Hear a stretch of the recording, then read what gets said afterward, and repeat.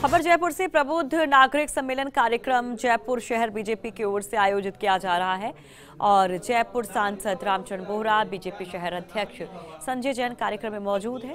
केंद्रीय मंत्री प्रकाश जावड़ेकर इस वक्त संबोधित कर रहे हैं। नेगोशिएशन करके ये तय किया और उसकी कीमत फिर मैं बताना चाहता हूं और ये बहुत बार बताया गया है। अरुण जेटली जी ने 50 बार लिखा बताया कि कांग्रेस ने जो सौदा किया था उसमें हर साल प्राइस बढ़ाने की व्यवस्था थी।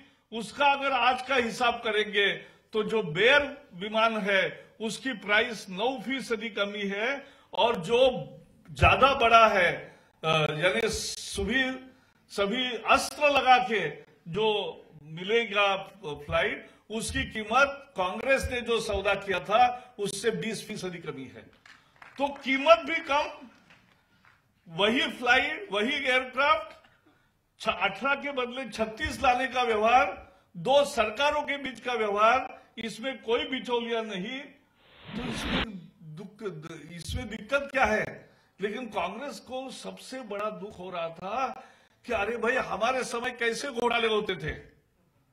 कॉमनवेल्थ घोटाला, जमीन पर घोटाला, अंतरिक्ष घोटाला, एंट्रिक्स एंड देवास घोटाला, वो पाताल में घोटाला, कोयला घोटाला, कोयले का घोटाला हुआ सारा, फिर जल में घोटाला, सबमरीन घोटाला, तो जल थल आकाश गगन और वो स्पेक्ट्रम का घोटाला यानी वायु का घोटाला वो भी कर दिया। तो सारे पंचमहाभूतों में घोटाला किया, एक भी पंचमहाभूत को छोड़ा नहीं, सबको खा गए। तो उनको लगा उस पर हम तो अटैक करते थे उस समय और सारे सबूत देते थे, तो इसलिए उनको जाना पड़ा। तो उन्होंने तय किया कि अब मोदी जी को हटाएंगे कैसे। तो मोदी जी को हटाना है तो हमें कुछ न कुछ उन पर लांछन लगाना होगा।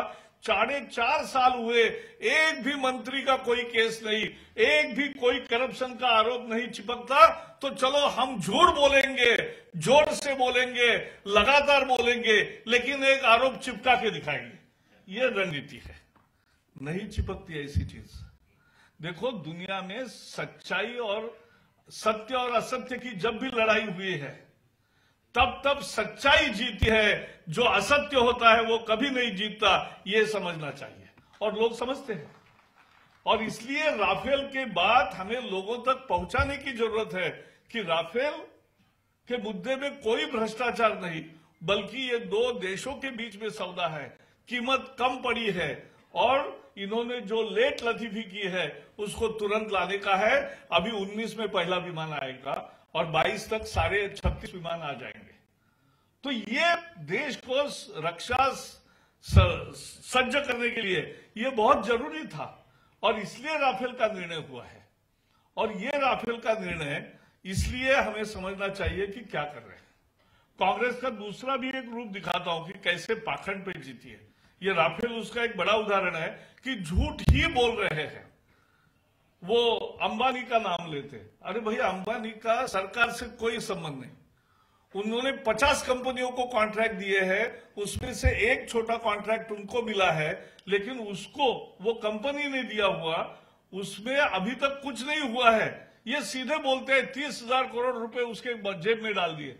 अरे काहे का कहीं व्यवहार ही नहीं कुछ हुआ अभी तक एक पैसा नहीं गया, वो बात करते रहते हैं।